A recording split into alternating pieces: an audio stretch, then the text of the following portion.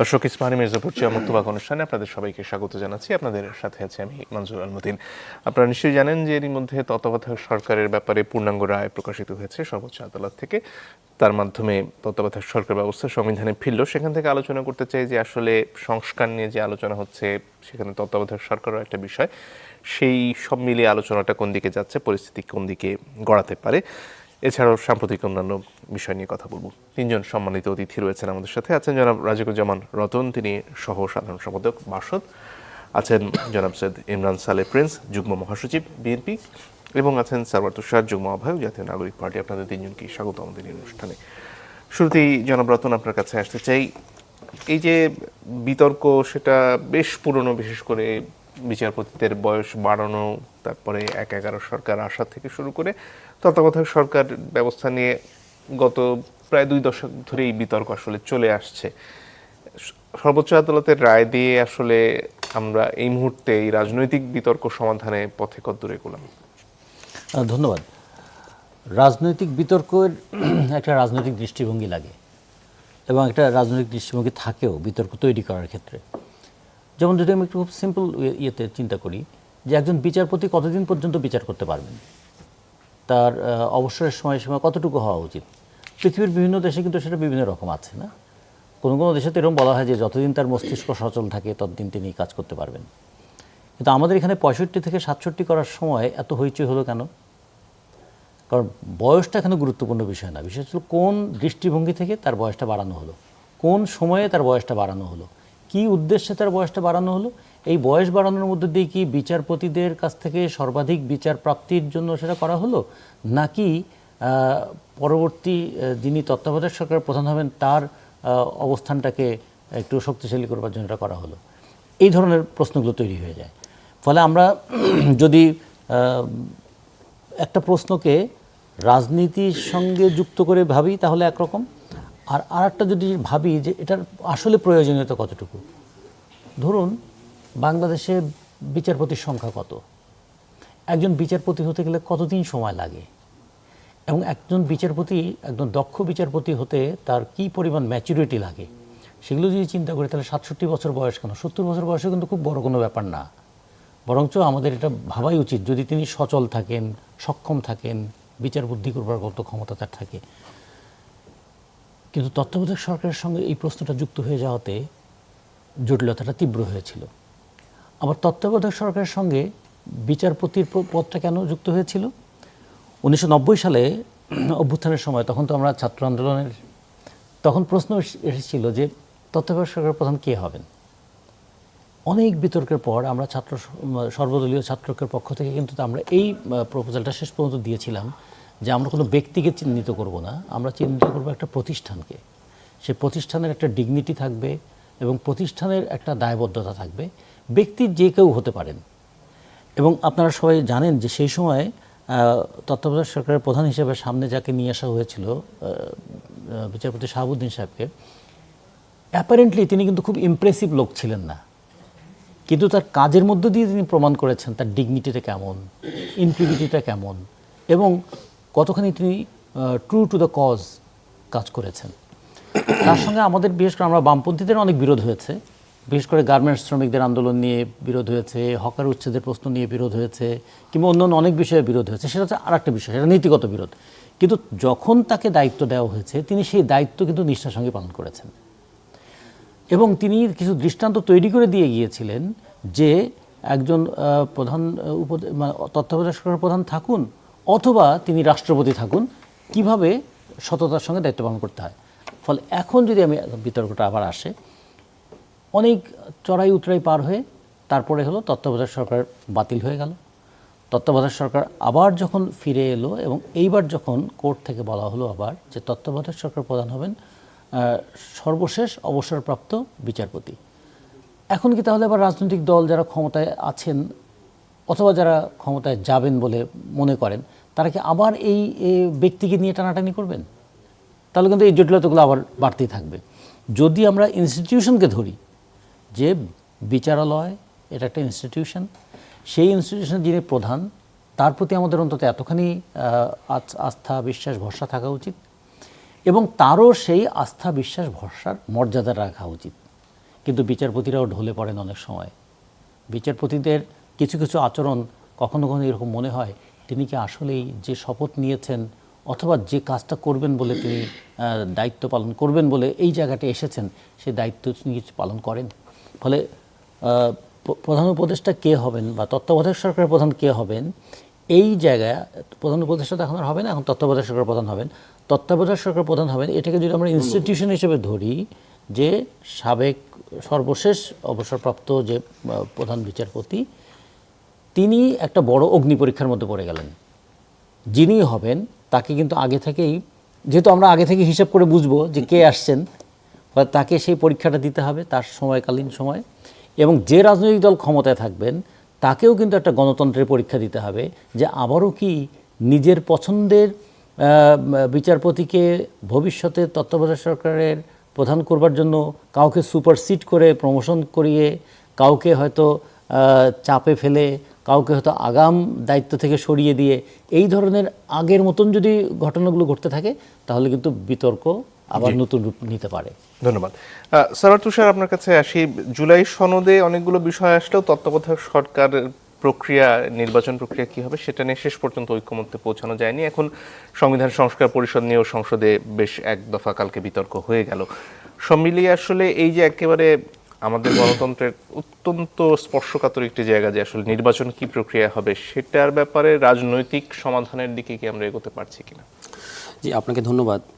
প্রথম কথা হচ্ছে যে আমাদের গত 53 বছরের মানে এই রাষ্ট্র, আমাদের যে জার্নি, এটার একটা প্রধান সমস্যা হচ্ছে যে এটার শান্তিপূর্ণ ক্ষমতা হস্তান্তরের একটা মানে আমরা ভালো একটা প্রক্রিয়া এখনো পর্যন্ত নির্ধারণ করতে পারিনি, এবং যে কারণে যারা ইনকামবেন্ট থাকেন, যারা সরকারি দল থাকেন, তাদেরকে কোনো না কোনো প্রক্রিয়ায় মানে কোট আনকোট অনিয়মতান্ত্রিক প্রক্রিয়া ছাড়া এখানে মানে ক্ষমতা থেকে সরানো যায় না। সেটা পজিটিভ অর্থে গণ অভ্যুত্থান করতে হয়, অথবা এখানে যদি গণ অভ্যুত্থান করার মতো শক্তি সমাজে উপস্থিত না থাকে তখন এখানে নানা ধরনের মানে এই ধরনের ঘটনা ঘটে থাকে, এবং এইটা আমরা সমাধান করতে পারিনি। 72 কনস্টিটিউশন এটা কোনো সমাধান নাইও।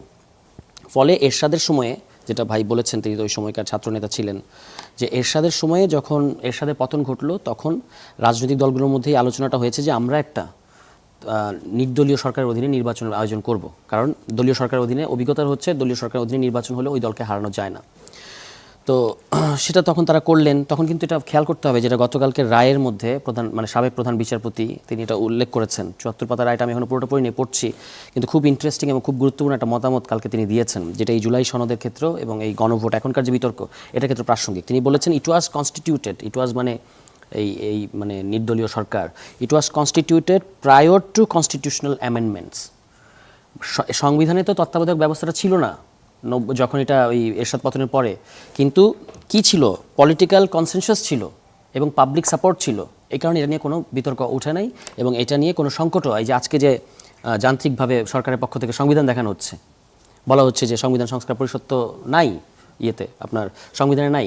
তো এটা হচ্ছে একটা খুব ল্যান্ডমার্ক আমি বলবো যে মন্তব্য আমাদের সাবেক প্রধান বিচারপতির, যে তিনি এটা বলেছেন যে যেহেতু যখন রাজনৈতিক ঐক্যমত্য থাকে, আমাদের জুলাই সনদ কিন্তু প্রণীত হয়েছে রাজনৈতিক ঐক্যমত্যের ভিত্তিতে, এবং এটা ওভারহেলমিং দি পাবলিক সাপোর্ট আছে। এটা আমরা কীভাবে বুঝি? এটা আমরা এভাবে বুঝি, যখন দলগুলো বসেছে তখন জনগণ বলে নাই যে আপনারা বসতে পারবেন না, একটা সাপোর্ট ছিল। এর পাশাপাশি গণভোটের রায়ও আমাদের হাতে আছে। ফলে এটা নিয়ে আর এখনকার যে সরকারের যে বক্তব্যগুলো, এগুলো হচ্ছে সংবিধানের একটা অত্যন্ত যান্ত্রিক ব্যাখ্যা থেকে আসে। তো এই রায়টা থেকে আমি আশা করব যে তারা কিছু রাজনৈতিক শিক্ষা নেওয়ার বিষয় আছে, এবং তত্ত্বাবধায়ক সরকার ব্যবস্থা মেলাইন করার পেছনে কিন্তু বিএনপির একটা বেশ বড়সড় ভূমিকা আছে। তারা 2006 সালে এই যে নিজেদের বিচারপতি এর বয়স বাড়ানো ইত্যাদি যে ঘটনাগুলো ঘটলো, এবং এটা আপনি কি হয় এটা প্রশ্ন ফাঁসের মতো, যে আপনি জানেন না যে সর্বশেষ অবসরপ্রাপ্ত প্রধান বিচারপতি হবেন।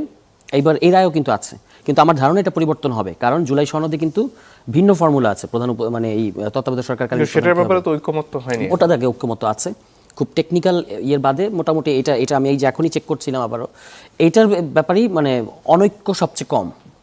তো এটা সলভ হবে আমার ধারণা কামিং পার্লামেন্টসে। কিন্তু যেটা আপনার ইম্পর্টেন্ট সেটা হচ্ছে যে আমরা চাই, এই যে ভাই তো বললেন যে ইনস্টিটিউশন, কিন্তু এটা সমস্যাটা হচ্ছে যে আপনি যখন সাবেক প্রধান বিচারপতিকে দেন তখন তিনি কিন্তু আর ইনস্টিটিউশন থাকেন না, তিনি তার পদ ছেড়ে দিয়েছেন। দ্বিতীয়ত হচ্ছে যে আমাদের বিচার বিভাগকে এর মধ্য দিয়ে দলীয়করণ করা হয়েছে অতীতে, কারণ যখনই আপনি হিসাব করে অঙ্ক কষে বলতে পারেন যে উনিই থাকবেন নির্বাচনকালীন, তিনি সর্বশেষ অবসরপ্রাপ্ত হবেন, তখন আসলে ওখানে নিজের লোক বসানোর একটা টেন্ডেন্সি তৈরি হয়। এবং এইখানেই জুলাই সনদের ব্যাপারে এই জাতীয় ঐক্যমত্য কমিশনে আলোচনাটা হয়েছিল যে এটা থেকে বিচার বিভাগকে দূরে রাখাটা ভালো হবে। তো আমরাও সেটার পক্ষে যে সর্বসম্মতিক্রমে, যেমন হতে পারে যে বিরোধী দল প্রস্তাব দিল, সরকারি দল প্রস্তাব দিল, সব দল প্রস্তাব দিল, সেখান থেকে আলোচনার ভিত্তিতে, সমঝোতার ভিত্তিতে যদি কেউ আসেন সেটা ভালো হবে। কারণ আগের যে প্রক্রিয়াটা আপনি দেখেন যে 111 আসার একটা রাস্তা কিন্তু এভাবে হয়েছে যে প্রথমে বলা ছিল যে সর্বশেষ অবসরপ্রাপ্ত প্রধান বিচারপতি, তাকে না পাওয়া গেলে কোনো কারণে তারপর আপিল বিভাগের জ্যেষ্ঠ, এভাবে কয়েকটা ধাপ করে কোনোটা না পাওয়া গেলে শেষ হবেন যে রাষ্ট্রপতি। তো ওই সময় কি হলো যে আপনার 111 সময় আমরা কি দেখলাম যে সবগুলো ধাপকে মানে বাইপাস করে ওই রাষ্ট্রপতি এবং প্রধান উপদেষ্টা একই ব্যক্তি হলেন। এবং পরবর্তীতে যখন আওয়ামী লীগ সরকার গঠন করলো, আজকে তো বিরোধী দল কেন প্রথম অধিবেশনেই ওয়াকআউট করলো, এটা নিয়ে অনেক কথা হচ্ছে। আমি আজকেই সেই পুরনো পত্রিকা দেখছিলাম যে বিএনপি তো প্রথম অধিবেশন ওয়াকআউট করেছিল তখন, এবং তারা বলেছিল যে রাষ্ট্রপতি শপথ ভঙ্গ করেছেন।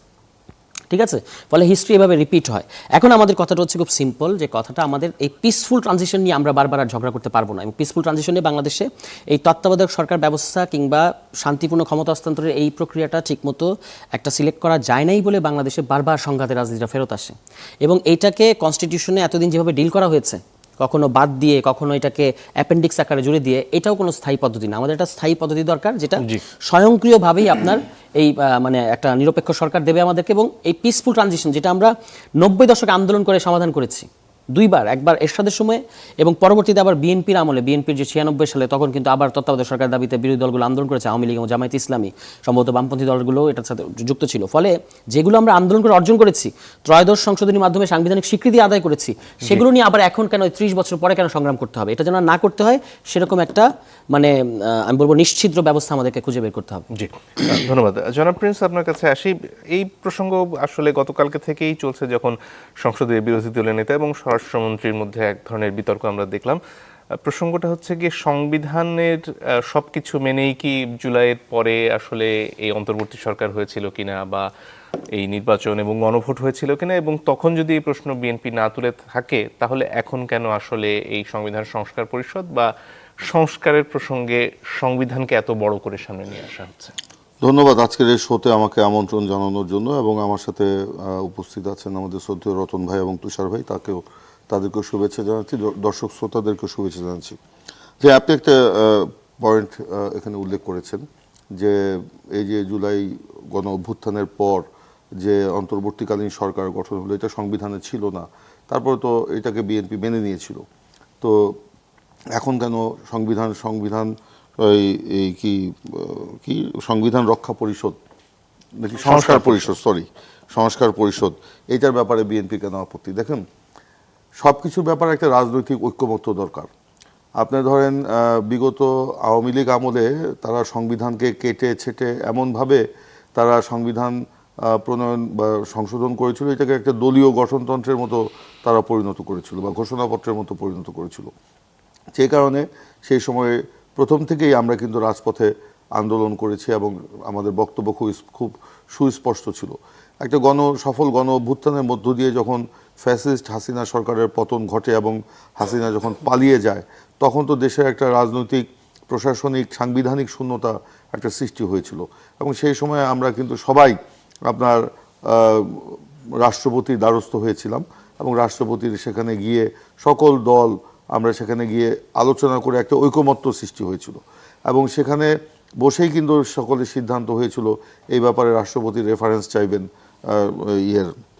সুপ্রিম কোর্টের। এবং সেখান থেকে 106 যেটা তারা রায় দিল, সেই রাষ্ট্রপতির সেই রায়ের ভিত্তিতেই কিন্তু অন্তর্বর্তীকালীন সরকার গঠিত হয়েছিল।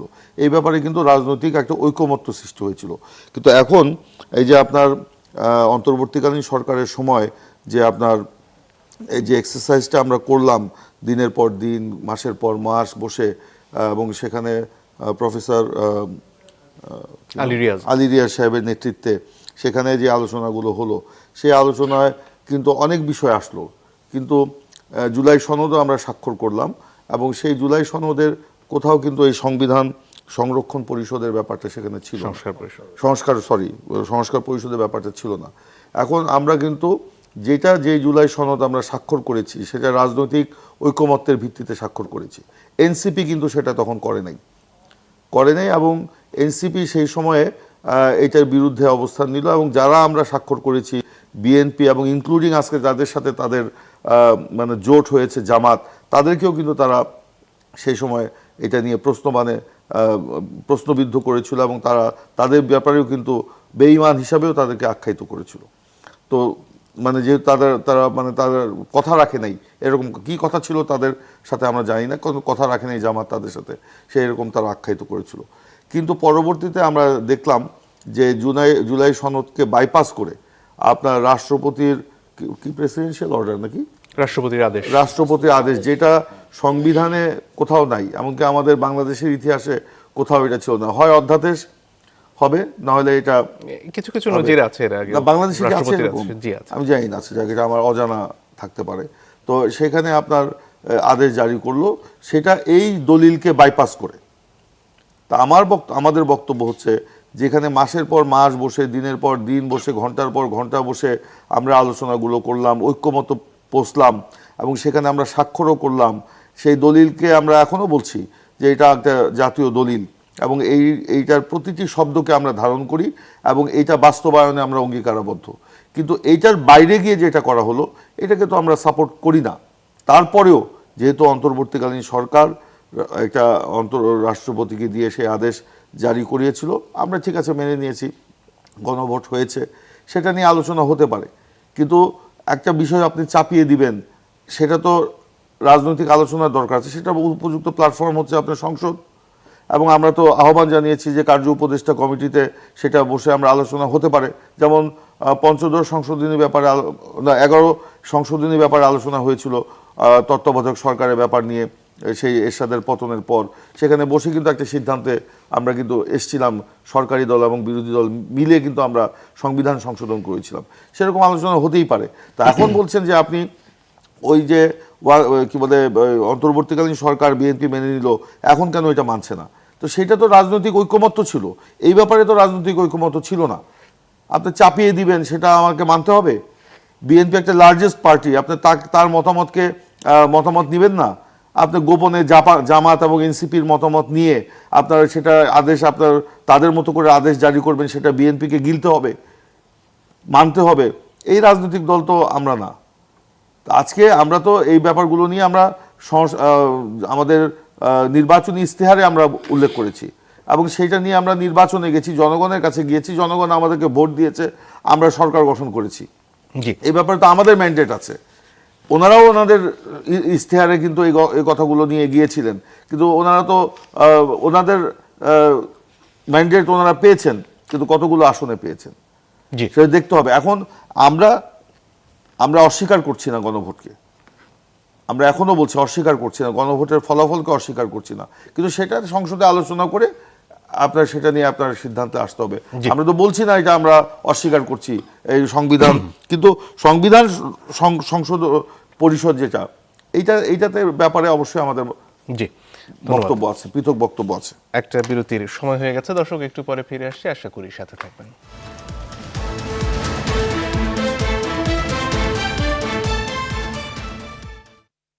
দর্শক, আপনারা দেখছেন ইস্পাহানি মির্জাপুর চা মুক্তবাক। আমরা ফিরে আসবো জনাব রতন আপনার কাছে। এই যে নানাবিধ বিতর্ক, এর মধ্যে একটা প্রশ্ন বারে বারে ঘুরে ফিরে আসছে যে রাজনৈতিক ঐক্যমত্যের পথে আমরা হেঁটেছিলাম, সেখান থেকে আসলে আমরা কি খানিকটা দূরে সরে আসছি, এবং এই মুহূর্তে আসলে যে বিতর্কগুলো সংসদে হচ্ছে বা রাজপথে অনেকে নিয়ে যাবার কথা বলছেন জামাতের তরফ থেকে, এরই মধ্যে বলা হয়েছে, আমরা কি সেই পুরনো ঘূর্ণবর্তী আবার ফিরে যাচ্ছি কিনা, যেখানে আসলে দুই শক্তি সরকার এবং বিরোধী দলের মধ্যে চাপানোতরের মধ্য দিয়ে 5টা বছর কেটে যায়? রাজনৈতিক ঐক্য যখন কথাটা আমরা বলি, তখন তার মধ্যে দুটো জিনিস থাকে। একটা হচ্ছে যে রাজপথে আন্দোলনের মধ্য দিয়ে গড়ে ওঠা ঐক্য, আর হচ্ছে রাজনৈতিক দলগুলো তাদের মধ্যে সমঝোতার একটা বিষয়। একটা হয় রাজপথে উত্থাপিত দাবিগুলোর ঐক্য, আরটা হচ্ছে যে রাজনৈতিক দলগুলো সমঝোতার মধ্য দিয়ে কতটুকু নেবেন, কতটুকু ছাড়বেন, কতটুকু আঁকড়ে থাকবেন, তার একটা ঐক্য। যে কোনো দেখবেন যে রাজপথের ঐক্য যখন হয় তখন কিন্তু দাবি ভিত্তিক হয়। স্বৈরাচারী ব্যবস্থার বিরুদ্ধে একটা আন্দোলন হয়েছিল, তখন মতের এবং পথের নানা পার্থক্য সত্ত্বেও একটা ঐক্য তৈরি হয়েছিল যে এই সরকারকে আর নয়, সেটা বলবো রাজপথের ঐক্য। কিন্তু যখন রাজনৈতিক দলগুলো একসঙ্গে বসে আবার কর্মপদ্ধতি নিয়ে আলোচনা শুরু করলো, যদি আমি বলি জাতীয় ঐক্যমত্য কমিশন, সেই জাতীয় ঐক্যমত্য কমিশনে 30টা রাজনৈতিক দল বসেছিল, এর বাইরেও অনেক দল ছিল, কিন্তু 30 জন তো ওখানে বসেছিল। 30 জন যে 6 মাস 7 মাস কথা বললেন, সব বিষয়ে কি একমত হতে পেরেছেন? পারেননি তো। অনেক প্রশ্নে তারা নোট অফ ডিসেন্ট দিয়েছেন, অনেক প্রশ্নে সরাসরি বিরোধিতা করেছেন, অনেক প্রশ্নে হয়তো চুপ করে থেকেছেন যে ঠিক আছে সবাই যদি মানে তাহলে আমিও মানলাম, এরকম ছিল। এবং তারপরেও আমরা দেখলাম যে এখানে যতগুলো বিষয়ে ঐক্যমত্য হওয়ার কথা ছিল সবগুলো বিষয় হয়নি। বিশেষ করে সাংবিধানিক বিষয়গুলো তো অনেক তো একদম পরস্পর বিরোধী অবস্থান ছিল। এবং জাতীয় ঐক্যমত্য কমিশনের সমস্ত বিষয়ের সঙ্গে আলোচনায় থাকার পরেও এনসিপি কিন্তু সেটার সঙ্গে তারা শেষ পর্যন্ত স্বাক্ষর করেনি। আর আমরা যারা বাসদ এবং বাসদ এবং সিপিবি আমরা বলেছিলাম যে যেহেতু মানে মূল দৃষ্টিভঙ্গির একটা জায়গায় আমাদের পার্থক্য হয়ে গেছে, ফলে আমরা এখানে স্বাক্ষর করব না। আর একটা জিনিস করব না এই জন্য এখানে বলা হয়েছে যে এই ঐক্যমত্য কমিশনের এটা পরিপূর্ণভাবে বাস্তবায়ন করতে হবে।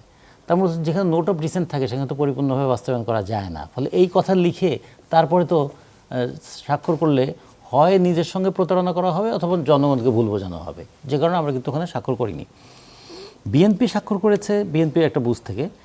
এরপরে যেটা দেখা গেল যে বিএনপি তো বলেছে যে আমরা যে বিষয়ে নোট অফ ডিসেন্ট দিয়েছি সে বিষয়ে প্রতিপালনের বাধ্যতা কি আমাদের থাকবে, সে বিষয়ে কি আমরা প্রতিপালন করতে বাধ্য হব, এরকম একটা স্পেস কিন্তু তারা রেখে দিল। ফলে আপনি যেটা বললেন যে মানে রাজনৈতিক দলগুলো যে ঐক্য গড়ে উঠেছিল সেই ঐক্য এখন লক্ষ্য করা যাচ্ছে না কেন? ফলে ঐক্যের কিন্তু একটা লক্ষ্য থাকে, সে লক্ষ্য অর্জিত। বিএনপির কাছে ঐক্যের লক্ষ্য ছিল নির্বাচন করার, এনসিপির কাছে ঐক্যের লক্ষ্য হয়তো একরকম ছিল, আমাদের কাছে একটা লক্ষ্য ছিল এই যে একটা ফ্যাসিবাদী শাসনের অবসানে একটা গণতান্ত্রিক ব্যবস্থা যেন প্রবর্তন হয়, অন্তত কথা বলার পরিবেশটা যেন থাকে, যুক্তি করার জায়গাটা যেন থাকে, ধর্মের কারণে কোনো মানুষকে যেন নিপীড়িত হতে না হয়, নারী হওয়ার কারণে কাউকে যেন লাঞ্ছিত হতে না হয়, শ্রমিকদের যেন মজুরি নিয়ে বারবার তাদের রক্ত দিতে না হয়, কৃষক যেন তার ফসলের ন্যায্য দামটা পায়, শিশুদের বিকাশের জায়গা, এগুলো যে সব কথাগুলো তো মূল কথা হচ্ছে একটা গণতান্ত্রিক রাজনৈতিক পরিবেশ। ফলে আমাদের সেরকম একটা আকাঙ্ক্ষা ছিল। সব আকাঙ্ক্ষা তো এক জায়গায় আসে না। আবার অনেক সময় হয় কি সব ভালো জিনিস একসঙ্গে মেশালে সেটা আবার ভালোও হয় না। যেমন খাবারের তেল হিসেবে তো সরিষার তেল ভালো, গাড়ি চালানোর জন্য হয়তো পেট্রোলটা ভালো, তো দুটোই ভালো, কিন্তু দুই কারণে ভালো। এখন দুটোই তেল, দুটো একসঙ্গে মেশালে এটা না যাবে খাওয়া, না যাবে গাড়ি চালানো। সেরকম আমাদের এই ঐক্যমত্য কমিশনে কিছু কিছু কথাকে এমন করে জোড়া দেওয়া হয়েছে, এটা কিন্তু একসঙ্গে অপারেট করার মতো জিনিস নয়। ফলে সেগুলো একটু আমাদের দেখতে হবে। ধন্যবাদ। জনাব তুষার, আপনার কাছে ফিরে আসি। নিশ্চয়ই আগের প্রসঙ্গে কিছু যোগ করার আছে, এবং সব মিলিয়ে তত্ত্বাবধায়কের যে প্রস্তাবনা জুলাই সনদে রয়েছে সেটাও কি আসলে একেবারে সুনির্দিষ্ট, নাকি সেখানেও কিছু ফাঁকফোকর থেকে গেছে শেষ পর্যন্ত? আচ্ছা, ওইটা বলার আগে প্রিন্স ভাইয়ের কয়েকটা কথা আমি একটু, মানে যেহেতু আমি ওখানে ছিলাম আমার এখনও স্মৃতিটা তাজা আছে, সেখান থেকে আমি একটু বলতে চাই। যেমন ভাই বলেছেন যে জুলাই সনদে সংস্কার পরিষদ ছিল না।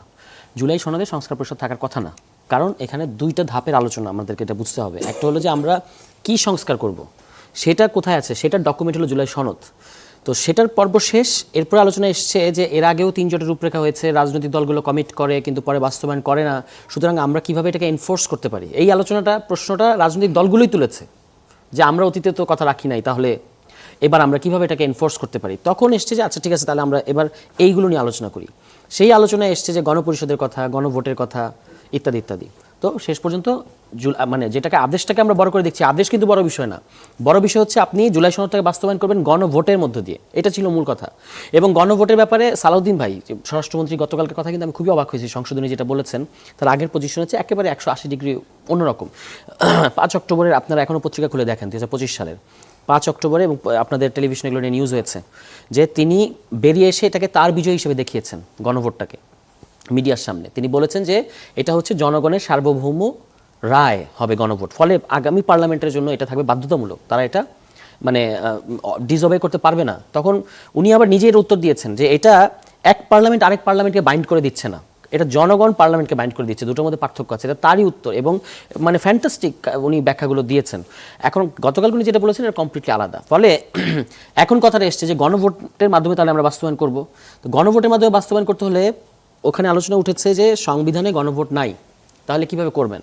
তখন উনি উত্তর দিয়েছেন যে সংবিধানে 142-এ একটা গণভোট, এক ধরনের গণভোট ছিল, যেটা হলো কনস্টিটিউশনে অমুক অমুক ধারা যদি আপনি সংশোধন করতে চান তখন গণভোটে যেতে হবে, সেটা শেখ হাসিনা সরকার বাতিল করে দিয়েছিল।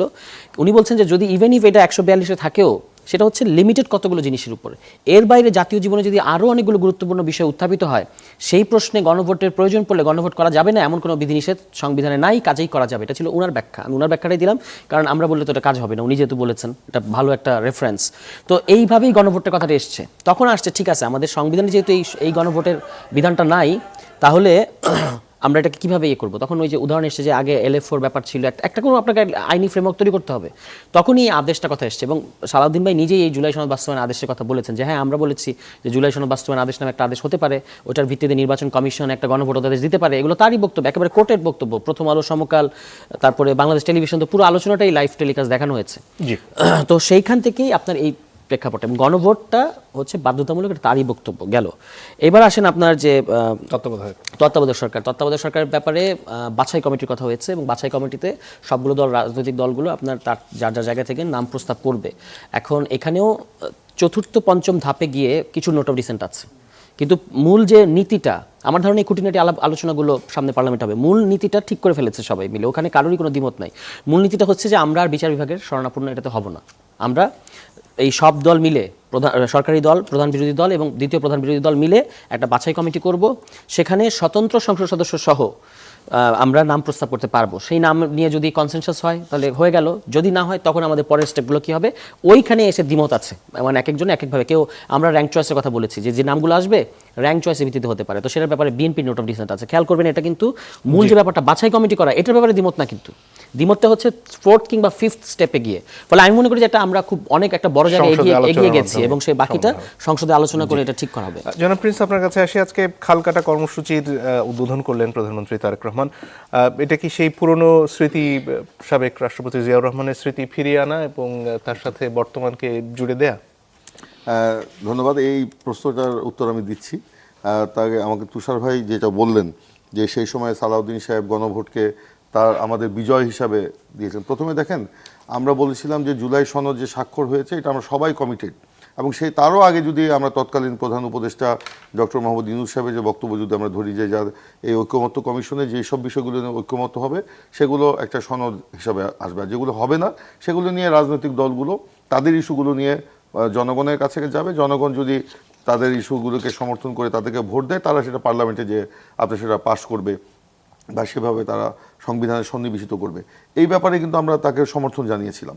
কিন্তু পরবর্তীতে জুলাই সনদে যেগুলো আসলো, আমরা সেখানে কিছু নোট অফ ডিসেন্ট দিয়ে, আমরা না শুধু নোট অফ ডিসেন্ট শুধু আমরা দিইনি, অনেকেই দিয়েছে, দিয়ে আমরা এটা কিন্তু স্বাক্ষর করেছি, এবং সেটাকে আমরা এখনও বলি যে আমরা এটাকে সমর্থন করি এবং সেটা বাস্তবায়ন করব। কিন্তু জুলাই সনদ নিয়ে যখন আপনার গণভোটের কথা বলা হলো, আমরা প্রথমে গণভোটের পক্ষে ছিলাম না, কিন্তু পরবর্তীতে আমরা জাতীয় ঐকমত্যের স্বার্থে আমরা কিন্তু গণভোটকে মেনে নিয়েছিলাম। কিন্তু গণভোটের এই মেনে নেওয়ার পরে স্বাভাবিকভাবে আমরা বলেছি একই দিনে গণভোট হতে হবে, সেটা হলো। কিন্তু পরবর্তীতে যে আদেশটা দেওয়া হলো, সেখানে যে সংবিধান সংস্কার পরিষদ যে আদেশে সংযুক্ত করা হলো, এটা কিন্তু আমি আবারও বলছি, এটা আমাদের মধ্যে কোনো আলোচনা হয়নি। এমনকি অন্তর্বর্তীকালীন সরকারও পরবর্তীতে রাজনৈতিক দলগুলোর সাথে এই ব্যাপারে নিয়ে কিন্তু কোনো আলোচনা করেনি। তারা একটা স্বপ্রণোদিত হয়ে কিন্তু তারা এই জিনিসটা সন্নিবেশিত হয়ে, এবং তখনই কিন্তু আমরা এটার ব্যাপারে আমরা মানে আমাদের বক্তব্য আমরা দিয়েছিলাম। যাই হোক, সেটা নিয়ে আমরা এখন পার্লামেন্টে আলোচনা হবে, আলোচনা হলে সকলে মিলেই কিন্তু আমরা সেটা বাস্তবায়ন করব, সেটা নিয়ে আমাদের কোনো দ্বিমত নাই। আর এখন আপনি যে ইয়ের কথা কি বলে খাল খননের কথা যেটা বললেন, দেখেন খাল খননের কর্মসূচি আমাদের শহীদ প্রেসিডেন্ট জিয়াউর রহমান ক্ষমতায় আসার পরে, যখন দেশে একটা দুর্ভিক্ষ অবস্থা ছিল, যখন আপনার ভারত একতরফাভাবে ফারাক্কা বাঁধ এবং আমাদের অভিন্ন নদীগুলোর উপরে যে আপনার বাঁধ দিয়ে আমাদের এখানে নদীর যে পানি প্রবাহ তারা বন্ধ করে দিচ্ছিল, আমাদের যে কারণে সেচ ব্যবস্থা আমাদের চরমভাবে ব্যাহত হচ্ছিল, এবং সেই সময় অত বিদ্যুৎ উৎপাদনের ক্ষমতাও কিন্তু আমাদের সেই সময় ছিল না, যে কারণে সেই সময় শহীদ প্রেসিডেন্ট জিয়াউর রহমান সেই খাল খনন পুনর্খনন করে বর্ষা মৌসুমে যে বা বন্যার সময় পানিগুলো সেই খালে ধরে রেখে শুষ্ক মৌসুমে সেই খালের পানি দিয়ে আপনার পার্শ্ববর্তী জমিগুলোতে সেচের ব্যবস্থা তিনি করেছিলেন। এবং সেই জন্য তখন কিন্তু সুফলও দেখা গেল, যে কারণে আপনি দেখেছেন ৭৪ সালে যে দুর্ভিক্ষের হলো, তার মাত্র ২-৩ বছরের মাথায় এই খাল খননের সুফল পাওয়ার মধ্য দিয়ে আমরা কিন্তু খাদ্য উৎপাদন আমরা বাড়িয়েছিলেন শহীদ প্রেসিডেন্ট জিয়াউর রহমান, এবং দেশের খাদ্য চাহিদা মিটিয়ে সেই সময় কিন্তু বিদেশেও খাদ্য রপ্তানি হয়েছে। এবং সেই সময় গিনিতে যে মানে খাদ্য অভাব দেখা দিল, দুর্ভিক্ষ দেখা গেল, সর্বপ্রথম বাংলাদেশ থেকে কিন্তু আমরা খাদ্য সহায়তা সেই সময় আমরা গিনিতে আমরা দিতে পেরেছিলাম শহীদ প্রেসিডেন্ট জিয়াউর রহমানের নেতৃত্বে। এখন আমাদের বাংলাদেশের যে পরিস্থিতি, এখন খাদ্য উৎপাদন আমাদের বাড়াতে হবে, পরিবেশ রক্ষা করতে হবে, জলবায়ু পরিবর্তনের ফলে আমাদের দেশ যে ক্ষতি হচ্ছে, সেখানে আমরা সেই খাল খননগুলো পুনর্খনন করে, খালগুলো পুনর্খনন করে, নদীগুলো পুনর্খনন করে, সেখানে বর্ষা মৌসুমে বন্যার সময় যে পানিগুলো হয়, বন্যা প্লাবিত হয়, সে এখন যদি আমরা পুনর্খননগুলো করতে চাই, আমরা কেন এখন শুরু করলাম? কারণ এই সামনে কিন্তু বর্ষা আসবে, এই বর্ষার পানিটা আমরা এই খালগুলোতে ধরে রাখতে চাই, নাহলে খাল ভরাট হয়ে এখন সেখানে পানিগুলো এমনভাবে চলে যাচ্ছে, গ্রামের মধ্যে ঢুকে যাচ্ছে, বসত ভিটার মধ্যে ঢুকে যাচ্ছে, বা জমির মধ্যে ঢুকে যাচ্ছে, আমাদের বন্যা হয়ে যাচ্ছে। তখন এই বন্যার হাত থেকে আমরা রক্ষা পেতে গেলে এই খালগুলোতে আমরা খনন করে এইখানে আমরা এই পানিটা ধরে রাখতে চাই, এবং পরবর্তীতে শুষ্ক মৌসুমে এই খালের পানি দিয়ে আমরা সেচের আপনার উন্নয়ন ঘটাতে, সেচ ব্যবস্থার আমরা নিয়ে সেচ ব্যবস্থায় এই পানিগুলোকে ব্যবহার করতে চাই। সে কারণেই এটার সাথে শহীদ প্রেসিডেন্ট জিয়াউর রহমানের তো স্মৃতি একটা জড়িত আছেই, এটা অস্বীকার করা যাবে না। আজকে যেরকম আমরা দেখেছি যে আমাদের নেতা উনি বলেছেন না, ট্রাক্টরের মাধ্যমে মানে কি বলে ওইটাকে কি বলে, এক্সকাভেটরের মাধ্যমে আপনার কাটা যাবে না, এটা কিন্তু আবার মানে ক্ষতির কারণ আছে। আমরা জনগণকে সম্পৃক্ত করে, জনগণ এই যে খালটা কাটলো জনগণ, এর মাধ্যমে জনগণের কিন্তু এই খালের প্রতি একটা মায়া জন্মাবে, এবং তাদেরকে সম্পৃক্ত করে আমরা খালটা খনন বা পুনর্খনন করে আমরা এইটাকে জনগণের কাজে আমরা ব্যবহার করতে চাই, কৃষি উৎপাদনে সেচ ব্যবস্থায় আমরা এটা ব্যবহার করতে চাই। ধন্যবাদ। আরো একটা বিরতির সময় হয়ে গেছে, দর্শক একটু পরে ফিরছি, আশা করি সাথে থাকবেন।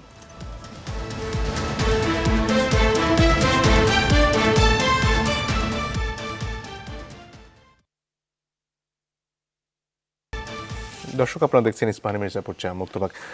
তুষার, আপনার কাছে ফিরে আসছি। সামান্তা শারমিনের বক্তব্য নিয়ে বেশ আলোচনা, এবং তাকে নিয়ে আবার জামায়াত নেতা শাহরিয়ার কবির যে বক্তব্যগুলো দিয়েছেন, এই দুটো বিষয়কে কেন্দ্র করে আপনাদের জোটের মধ্যে কি ধরনের আলোচনা চলছে, বা আপনাদের জোটের মেয়েদের সম্পর্কে শাহরিয়ার কবির যে বক্তব্যগুলো রেখেছেন, সেটাকে আসলে আপনারা দল হিসেবে কিভাবে দেখেন? না, প্রথমত আমি যতটুকু জানি যে জনাব শাহরিয়ার তিনি জামায়াতের কোনো পদে আছেন কি না সম্ভবত নাই, কিন্তু অবশ্যই তার তো একটা জামাত সংশ্লিষ্টতা আছে, এটা আমরা দেখতে, এটা প্রকাশ্য, এটা ব্যাপারে কোনো সন্দেহ নেই। আর সামান্তা সম্পর্কে উনি যে মন্তব্য করেছেন আমি এটা অবশ্যই নিন্দা জানাবো, কারণ সামান্তা শারমিন আমাদের দলের একজন শীর্ষ পর্যায়ের নেত্রী, তার আমাদের দলের বিভিন্ন পজিশন নিয়ে এই মুহূর্তে তার কিছু সমালোচনা আছে, তবে সেটাও তিনি দলের ফোরামে রাখাটাই আমি মনে করি যে তার প্রোটোকলের জায়গা থেকে ভালো। কিন্তু তবুও তিনি টকশোতে বিভিন্ন জায়গায় বলছেন, সেটা যাই বলুক, আমাদের দল কিন্তু তাকে এই পর্যন্ত তিনি বলতে পারবেন না যে তাকে বলা হয়েছে যে আপনি থামেন বা আপনি বলতে পারবেন না ইত্যাদি, বা কোনো শোকজ দেওয়া হয়েছে, তিনি তার মতো করে বলছেন। আমরা মনে করি যে আমাদের দল বিভিন্ন ধরনের লোক আছে, তারা এই ফ্রিডমটা এক্সারসাইজ করবেন। কিন্তু তার একটা মন্তব্য জামায়াত ইসলামকে নিয়ে যে এনসিপি নেতৃত্ব দিচ্ছে, এটা জামায়াত ইসলামের দিক থেকে তাদের খারাপ লাগতে পারে, কিন্তু এইটাতে শাহরিয়ার ভাই যেভাবে রেসপন্স করেছেন এটা খুব অফেন্সিভ মনে হচ্ছে আমার কাছে, এবং তার উচিত এটা ব্যাপারে অন্তত দুঃখ প্রকাশ করা সামান্তার কাছে এবং পরবর্তী কোনো একটা প্রোগ্রামে, তাহলেই আর এটা বড় হবে না। আর এটা নিয়ে দুই দলের পর্যায়ে আমার জানার মতে কোনো আলোচনা হয় নাই, কারণ হচ্ছে যে আপনার উনি তো দলের কেউ না, একটা টকশোতে একজন মন্তব্য, জামাত ঘরানার অ্যাক্টিভিস্ট থাকেন, বিএনপি ঘরানার অ্যাক্টিভিস্ট থাকেন, এখন বিএনপি ঘরানার অ্যাক্টিভিস্ট কোনো একটা মন্তব্য করলে সেটা বিএনপি দলীয় ফোরামে আলোচনা হয় কিনা আমার জানা নাই, মানে কারণ কিন্তু দলের রেসপন্সিবল কেউ না। ফলে এটা তার মন্তব্যটা আপনি দেখেছেন যে সোশ্যাল মিডিয়া আমাদের দলের নেতাকর্মীরা ব্যাপকভাবে প্রতিক্রিয়া দেখিয়েছে, এবং তারা সামান্তা শারমিনের পক্ষে দাঁড়িয়েছে, এমনকি তারাও যারা সামান্তা শারমিনের দলের বিরুদ্ধে বিভিন্ন যে বক্তব্য সেটাকে যারা সমর্থন করেনি তারাও কিন্তু সামান্তার পক্ষে দাঁড়িয়েছে, এবং এমনকি আমিও তার পক্ষই নিলাম এখন, কারণ আমরা আমাদের দলের কেউ একটা ডিসেন্ট জানিয়েছেন সে কারণে তাকে বহিষ্কার করা, শোকজ করা, এটা তো আমাদের পলিসি না। এবং বরং যারা ওই জামায়াতের সাথে যাওয়ার কারণে কিছুদিন আগে পদত্যাগ করেছেন তাদের অনেককে আমরা বলেছি যে আপনারা যদি এখন আপনাদের সিদ্ধান্ত পুনর্বিবেচনা করেন, আমরা কিন্তু দল কিন্তু ওপেন আছে। ফলে এইটা হচ্ছে আমাদের দলের অবস্থান। ধন্যবাদ।